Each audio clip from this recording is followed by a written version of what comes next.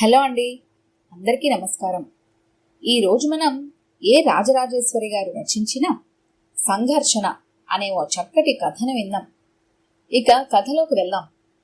ఏమండి, మిమ్మల్నే స్నానం అయిందా లేదా? ఏ సంగతి చెబితే టిఫిన్ పట్టుకొస్తాను. కిచెన్లో నుండి శాంతమ్మ అరుస్తోంది. రామ్మూర్తి బుర్ర గొక్కున్నాడు. స్నానం చేశాడో లేదో ఎంత ఆలోచించినా గుర్తుకు రావడం లేదు. తన మతిమరుపుకి 2 తిడితే తిడుతుంది. ఆమెని అడిగేస్తే పోలా? ఇదిగో శాంత, నేను స్నానం చేశానో లేదో గుర్తుకు రావడం లేదు, పోని మళ్ళీ చేయమంటావా అన్నాడు వంటగదిలోకి తొంగి చూస్తూ. మీ మతిమరుపుతో చస్తున్నాను. నీళ్లు ఎప్పుడనగా కాచిపెట్టాను, తీసుకుని స్నానం చేయమన్నాను కదా అంది విసుక్కుంటూ. అవును కదా, ఇందాక ఆ పేపర్ కాస్త చదివేసి స్నానం చేద్దామనుకున్నాను. మర్చిపోయాను సున్ని. టిఫిన్ రెడీ చేయి, 5 నిమిషాల్లో వచ్చేస్తాను అన్నాడు. స్టవ్ మీద నీళ్ల గిన్నెను గుడ్డతో తీయబోయాడు. అవి చాలా చల్లగా ఉన్నాయి. అతడు కిసుక్కున నవ్వాడు. మతిమరుపంటూ నన్ను వెక్కిరిస్తావు కానీ నువ్వసలు నీళ్లు కాచనే లేదు, చాలా చల్లగా ఉన్నాయి. వీటితో స్నానం చేస్తే జలుబు చేస్తుంది. శాంతమ్మ నీళ్ల వైపు చూసింది. తనసలు స్టవ్ వెలిగించనే లేదు. నీళ్లు చల్లగా ఉన్నాయి. ఏం చేస్తాం, సావాస దోషం. 5 నిమిషాలు ఆగిరండి, నీళ్లు కాగకి పిలుస్తాను అని అతన్ని పంపించి కూరలు తరుగుతూ కూర్చుంది. రామ్మూర్తికి ఆకలి అనిపించి వంటగదిలోకి వచ్చాడు. శాంతం ఇంకా కూర తరుగుతూనే ఉంది. స్టవ్ మీద నీళ్లు కుతకుతలాడుతున్నాయి. అతన్ని చూసి, అయ్యో, మిమ్మల్ని పిలవడమే మర్చిపోయాను, ఉండండి, నీళ్లు బకెట్లో పోస్తాను అని లేవబోయింది.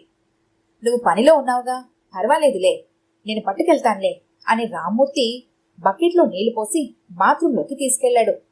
ఇదిగో శాంత, చన్నీళ్లు రావడం లేదు కొళాయిలో నుంచి, కాస్త నీళ్ళిస్తావా అంటూ అరిచాడు.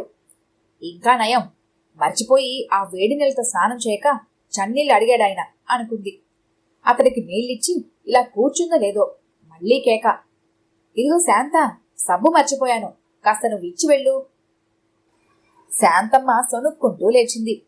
ఇదిగో సబ్బు, మీ మతమరుపు కాదు కాని నన్ను గుంజిళ్లు తీస్తున్నారు. ఈసారి ఏం కావాలని వచ్చినా మీరే వచ్చి తీసుకోండి. కూరలు తరిగే వరకు నేనింక లేచేదే లేదు అంది చిరుకోపంగా. ఇంక నేను ఇబ్బంది పెట్టనులే, ఇప్పటికే 2 సార్లు లేపాను అన్నాడు సానుభూతిగా. ఇలాంటివి బాగానే గుర్తుంటాయి, అవసరమైన విషయాలకు మాత్రం ఎక్కడ లేని మతిమరుపు అని నవ్వుకుంది. స్టవ్ దేనికి వెలిగించుంచావు, వంట కోసమా అని అడుగుతున్న భర్త వైపు చూసి కెవ్వున అరిచింది. అతడు తడి ఒంటి నిండా నీళ్లు కారుతుంటే దిగంబరంగా నిల్చొని ఉన్నాడు. శాంతమ్మ చటుక్కున టవల్ తెచ్చి అతడి మీదకి విసిరింది. ఏమిటి అవతారం, టవల్ తెమ్మంటే ఇచ్చేదాన్ని కదా, టవల్ లేకుండా వెళ్లారా స్నానానికి అంది గద్దిస్తూ. మర్చిపోయాను శాంత, నిన్ను మళ్లీ పిలవద్దన్నావని నేనే వచ్చేశాను టవల్ కోసం అన్నాడు తన నడుముకి దాన్ని చుట్టుకుంటూ. ఇదిగో, ఉత్తరాలు పోస్టు చేస్తామన్నారు కదా, ఈ టిఫిన్ తిని పోస్ట్ చేసి రండి అంది ఉప్మా ప్లేట్ అందిస్తూ. అందులో ఉప్పు లేదు. దాన్ని అలాగే మందు మింగినట్లుగా మింగేశాడు. టిఫిన్ నోట్లో పెట్టుకున్న శాంతమ్మ చిన్నగా నుదురు కొట్టుకుంది. ఈయనకి మతిమరపంతా ముదిరిపోయింది. ఉప్మాలో ఉప్పుందో లేదో కూడా పట్టించుకోరు, చెప్పరు అనుకుని రామ్మూర్తి ఏం చేస్తున్నాడోనని తొంగి చూసింది. తనిప్పుడు దేనికి బయటికెళ్లాడో గుర్తురాక ఆలోచిస్తూ భార్య కనిపించగానే, నన్ను బయటికెళ్ళమన్నావు దేనికి అన్నాడు. అదిగో ఆ టేబుల్ మీద ఉత్తరాలున్నాయి, తొందరగా వెళ్లి పోస్ట్ చేసిరండి. అబ్బాయి ఈరోజు ఫోన్ చేస్తానన్నాడు, మళ్ళీ మిమ్మల్ని అడుగుతాడు అని తొందర చేసింది. రామ్మూర్తి అక్కడున్న ఉత్తరాలు జోబులో వేసుకుని బయలుదేరాడు. వెళ్లిన 10 నిమిషాలకు తిరిగొచ్చి భార్య అందించిన మంచినీళ్లు తాగుతూ అన్నాడు, నాకు మతిమరుపంటూ వెక్కిరిస్తావు కదా, ఈసారి గుర్తుపెట్టుకుని డబ్బాలో వేసొచ్చాను అని అంటూ తన చేతిలోని ఉత్తరాలు టేబుల్ మీద పెట్టాడు. ఉత్తరాలు పోస్టు చేసేశానంటూ వెనక్కి తీసుకొచ్చిన అతడి వైపు విస్తుపోయి చూసింది. ఉత్తరాలు బదులు పోస్టు డబ్బాలు ఏం వేసొచ్చారు చెప్పమా అని అతన్ని పరిశీలనగా చూసింది. చేతి వాచి, కళ్ళజోడు అతడితోనే ఉన్నాయి. కొంపదీసి సెల్ ఫోన్ కాని డబ్బాలో ఉత్తరాల బదులు వేసొచ్చాడా? సెల్ ఫోన్ ఏది, మీతో బయటకు తీసుకెళ్లారా అంది గాబరాగా. కొడుకు ఫోన్ చేస్తాడనే ఉత్తరాలతో పాటు అనాలోచితంగా సెల్ ఫోన్ కూడా తనతో తీసుకెళ్లి ఉత్తరాలకు బదులుగా ఫోన్ డబ్బాలో వేసొచ్చాడు. బెక్కమొహం వేసుకొని, నువ్వన్నది నిజమే శాంత అంటున్న అతడి మాటలకు అవాక్కయింది. ఖరీదైన ఫోన్ అది. కొడుకు అమెరికా నుండి తీసుకొచ్చాడు. ఏ క్షణానైనా ఫోన్ చేశాడంటే సంగతి తెలియక ఫోన్ ఎత్తలేదని కంగారు పడతాడు. రండి, పోస్ట్ ఆఫీస్కి వెళదాం. ఎవరినైనా బ్రతిమాలుకొని ఆ డబ్బా తాళం తీద్దాం అంది.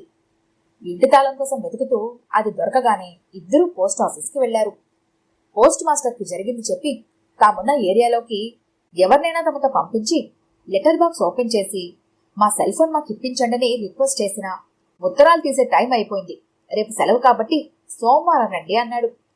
10 సార్లు బ్రతిమాలి బామాలి కాళ్ళు గడ్డం పట్టుకుంటే ఆఖరికి దయతలచి వారితో మనిషిని పంపించాడు. అప్పటికే బాక్స్లోంచి సెల్ మోగుతోంది. ఓపెన్ చేయగానే ఏమాత్రం ఆలస్యం చేయక స్విచ్ ఆన్ చేసి రోడ్డు మీదున్నాం, పావుగంటాగి ఫోన్ చేయమంది. తాళం తీసి లోపలికి అడుగు పెట్టగానే ఇల్లంతా మాడు వాసన కమ్ముకుంది. సెల్ ఫోన్ కోసం వెళ్లే తొందరలో శాంతమ్మ స్టవ్ మీద కూర వదిలేసి దాన్ని ఆఫ్ చేయకుండానే బయటకు వెళ్లిపోయారు. ఎప్పుడు మతిమరుపుంటూ భర్తని ఆట పట్టిస్తుంది. ఏమిటో ఈ మధ్య ఆ జాడ్యం తనకి కూడా అంటుకుంటోంది అని గాఢంగా నిట్టూర్చింది. కొడుకు చలపతి ఫోన్ చేయగానే ఆ రోజు తాము చేసిన ఘనకార్యాలు ఒకరి తర్వాత ఒకరు కొడుకుతో చెప్పుకున్నారు. చలపతి నిశ్శబ్దంగా విన్నాడు. మేమంతా ఇండియా వస్తున్నాం, 2 వారాల సెలవు దొరికింది. మీ మనవలు కోడలు కూడా మిమ్మల్ని చూడాలనుకుంటున్నారు. ఆ వార్త విన్న రామ్మూర్తి శాంతమ్మలకు రోజులు గడవడమే కష్టమైపోయింది. కొడుకు ఇష్టమైనవన్నీ గుర్తు చేసుకుని మరీ డబ్బాల్లో చేసిపోసింది. నాన్నమ్మ తాతయ్యల గురించి, వారి మతిమరుపు చేష్టల గురించి తండ్రి తమతో తరచూ చెప్పి నవ్విస్తూ ఉండటంతో పిల్లలిద్దరూ నాన్నమ్మ దగ్గరికి ఉత్సాహంగా చేరారు. ఆవిడ మురిపెంగా దగ్గరికి తీసుకుంది. ఏమర్రా స్వాతివాసు, మా ఊరు నచ్చిందా అని అడుగుతున్న ఆవిడ ఒడిలో చేరి, తాతయ్య కథలు చెప్పు నాన్నమ్మ, అవి ఇంకా నచ్చుతాయి అన్నారు గారంగా. ఆవిడ అర్థం కానట్లుగా కొడుకు వైపు ఏమిటన్నట్లు చూసింది. అదేనమ్మా, నాన్న మతమరుపు చేష్టలు వినాలంటే వీళ్ళకి చాలా ఇష్టం, అవే చెప్పమంటున్నారు. శాంతమ్మ కులాసాగా నవ్వింది. అబ్బో, చాలా ఉన్నాయి తాతయ్య లీలలు. మొదట్లో ఇంత మరీ మరుపు లేదు. రిటైర్ అయ్యాక పని లేక ఖాళీగా ఉండటంతో ఆయన బుర్ర కూడా రిటైర్ అయిపోయింది. అప్పటి నుండే ఈ మతిమరుపు. ఒక రోజు ఆయన ఎక్కడ పెట్టానో గుర్తు రావడం లేదని హడావిడిగా తెగ వెతుకుతుంటే మనసాగ కడిగాను, ఏమిటి వెతుకుతున్నారు అని. కళ్ళజోడు కనబడ్డం లేదు, అది లేకపోతే ఇబ్బంది పడాలి అన్నారు ఇంకా వెతుకుతూ. ఇంకేముంది, ఆయనతో పాటుగా నేను కూడా పనులన్నీ పక్కన పడేసి 2 గంటల పాటు ఇల్లంతా తెగ వెతికాను. ఇంతకీ ఎక్కడ దొరికింది నాన్నమ్మ అంది స్వాతి ఆతృతగా. ఇంకెక్కడుంది, అది ఆయన కళ్ళకే ఉంది. తను వెతికారని ఆయనతో పాటు నేను కూడా అదే పనిలో పడ్డాను. అంతా గలగలా నవ్వడంతో రామ్మూర్తి ఉడుక్కున్నాడు. నా సంగతి సరే, మరి మీ నాన్నమ్మ కథను కూడా వినండి, దీనికి ఇంకా నవ్వుతారు. ఒకసారి కళ్ళజోడు ఎక్కడ పెట్టానో దొరకడం లేదని ఈవిడ చాలా హడావిడి చేసింది.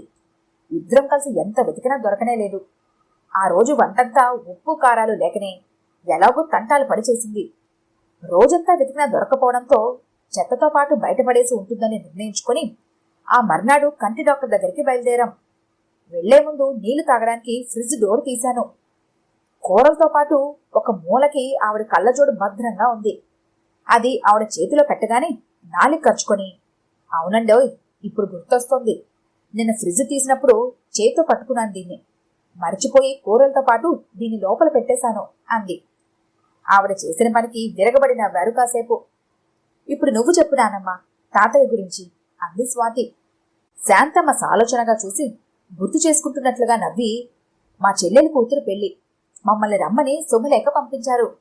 అందరినీ చూసినట్టు ఉంటుంది, కాస్త మార్పుగాను ఉంటుందనుకొని ముందు నుంచే పకడ్బందీగా ప్లాన్ వేసుకుని ఇంటి తాళాలు అవి కరెక్ట్గా వేసి ఆటోలో స్టేషన్కి బయలుదేరాము. కూలీని పెట్టి మా కంపార్ట్మెంట్ నెంబరు, రిజర్వేషన్ చార్ట్లో మా పేరు చూసి కూర్చున్నాము. ఈసారి ఏమీ మర్చిపోక జాగ్రత్తగానే బయలుదేరామన్న సంతోషం కాస్త రైలెక్కిన పావుగంటకే ఆవిరయింది. ఏం జరిగింది? పిల్లలతో పాటు పెద్దల మొహంలో కూడా ఆతృత కనిపించింది. ఇంకేం జరగాలి? ఈయన గారు ప్రయాణపు ఏర్పాట్లు చక్కగా చేసి నన్ను జాగ్రత్తగా రైల్లో కూలేశారు. కానీ రిజర్వేషన్ టికెట్లు మాత్రం ఇంట్లో మర్చిపోయారు. టీసీ కాళ్లా వేలపడి డబుల్ ఛార్జ్ పే చేసి ఎలాగో బెర్త్ సంపాదించాము. సాటి ప్రయాణికులు కూడా మా వయసును చూసి మాకే సపోర్ట్ ఇవ్వడంతో ఎటువంటి పేచీలు లేకుండా మాకు బెర్త్ ఇచ్చారు. ఒకటే బెర్త్ దొరకడంతో ఇద్దరం ఎలాగో తంటాలు పడి పెళ్లికి వెళ్ళాం. చలపతి అతని భార్య అర్చన మొహమొహాలు చూసుకున్నారు. పిల్లలు చప్పట్లు కొడుతూ భలే భలే అని నవ్వుతున్నారు. రామ్మూర్తి మనవల ఉత్సాహం చూసి నవ్వాడు. మీ నాన్నమ్మ తక్కువ తిందా? కూరలు చెక్కు తీసి అవి పడేయకుండా తరిగిన కూరలు పడేసి చెక్కుని జాగ్రత్త పెట్టింది. ఇక ఆ రోజు మాకు పచ్చడి మెతుకులే గతి. ఆ మాటలు విన్న చలపతి ఇక ఆగలేకపోయాడు. మిమ్మల్ని మాతో పాటు వచ్చి ఉండమని ఎన్నిసార్లు పిలిచినా ఏదో ఒక మిషతో తప్పించుకుంటున్నారు. ఈ వయసులో మీ మతిమరుపులతో ఎన్నాళ్ళిలా అవస్థలు పడతారు? మీ చేష్టలు విని కాసేపు నవ్వుకోవడానికి బాగానే ఉంటుంది, కానీ ఒక్కోసారి శృతిమించిన మతిమరుపు ప్రమాదాలకు కూడా దారితీస్తుంది. ఈసారి అక్కడికి రామని తప్పించుకోవద్దు. మిమ్మల్ని తీసుకెళ్లేందుకు ఏర్పాట్లు చేస్తా. అర్చన కూడా అంగీకారంగా తలూపి, ఇంకా ఎందుకిక్కడ ఉండటం, మీరొస్తే మాకు పిల్లలకు కూడా బావుంటుంది అంది. రామ్మూర్తి నిర్ణయం కోసం నిరీక్షించసాగారు ఏం చెప్తాడా అని. అతడు అందర్నీ ఓసారి పరికించి చూసి, నేను కాదంటున్నానని తప్పుగా అర్థం చేసుకోవద్దు. మా జీవితాలు ఇలా అలవాటు పడిపోయాయి. మాకంటూ ఒక ఇల్లు, ఒకరికొకరం తోడుగా నీడగా ఏ చిన్న కష్టం కాని అవసరం కాని వచ్చిందంటే ఆదుకోవడానికి సిద్ధపడే ఇరుగు పొరుగులు ఉన్నారు. మేమక్కడికొస్తే మీరిద్దరూ ఆఫీసులకి, పిల్లలు స్కూల్కి వెళ్ళిపోతారు. సాయంత్రం అలసి సొలసి వచ్చిన మీరు ఎవరి పనుల్లో వాళ్ళు బిజీగా ఉంటారు. మాకు హాయ్ బాయ్ చెప్పే వరకే మీరు టైంను వినియోగించుకోగలరు. ఇంట్లోనే ఇటువంటి వాతావరణం ఉంటే ఇక ఇరుగు పొరుగులతో సఖ్యత స్నేహం ఏముంటాయి చెప్పండి? గగన కుసుమాలే. మీరు పిలిచారని మీ వెంట అమెరికా వచ్చినా అక్కడి యాంత్రిక జీవితం, నిశ్శబ్ద వాతావరణం భరించే కన్నా ఇక్కడే ఉండి అయిన వాళ్ళను తలుచుకుంటూ మళ్లీ మీ రాక కోసం ఎదురు చూడటమే బాగుంటుంది. అంతేకాదు, మేము ఇంత దూరాన ఉన్నామని మా క్షేమం కోసం మీరు ఫోన్ చేసి మాట్లాడే ఆ కొన్ని నిమిషాలు మళ్లీ మీ నుండి ఫోన్ కాల్ వచ్చే వరకు మాకు టానిక్లా పనిచేసి నూతన శక్తినిస్తుంది. రామ్మూర్తి మాటలు అక్షర సత్యాలు కనుక చలపతి అర్చన ఏమీ జవాబు ఇవ్వలేకపోయారు. అయినా వాళ్ళిద్దరినీ అలా ఒంటరిగా వదిలి వెళ్ళిపోవడానికి వారికి మనసు రాలేదు. అమెరికాలో ఉన్నవారంతా డాలర్ల మొత్తంలో సుఖపడుతున్నారని, తమను తీసుకెళ్లి ఉంచుకోలేదని బాధపడే పేరెంట్స్ గురించి విన్నారు గాని తమ సాధక బాధకాలు ఆలోచించి ఇక్కడే ఉంటామనే సహృదయులు ఎంతమంది? వారిని అక్కడికి తీసుకెళ్లడం కాదు, సాధ్యమైనంత తొందరలో తామే ఇక్కడికి వచ్చి వీరికి వయసులో తామున్నామనే ధైర్యాన్ని, అండని ఇవ్వాలి. తమకున్న క్వాలిఫికేషన్ కి ఇండియాలో కూడా మంచి ఉద్యోగాలే వస్తాయి. ఇక వీరి గురించి సంఘర్షణ ఉండదు తనకి. అతడా నిర్ణయం తీసుకున్నాక మనస్ఫూర్తిగా నవ్వాడు. సరే నాన్న, మీ నిర్ణయాన్ని గౌరవిస్తాం. ప్రస్తుతానికి మేం వెళ్ళిపోయినా అతి త్వరలో మనమంతా కలిసి ఉండాలనే నా పంతాన్ని వేరే విధంగా నెగ్గించుకుంటాను. అదేమిటో ఇప్పుడు చెప్పను. అంతవరకు వెయిట్ అండ్ సీ అన్నాడు అందర్నీ సందిగ్ధంలో నెట్టుతూ. ఈ కథ కనుక మీకు నచ్చినట్లయితే లైక్ చేయండి, షేర్ చేయండి. మరిన్ని ఇంట్రెస్టింగ్ కథల కోసం మా ఛానల్ని తప్పకుండా సబ్స్క్రైబ్ చేసుకోండి.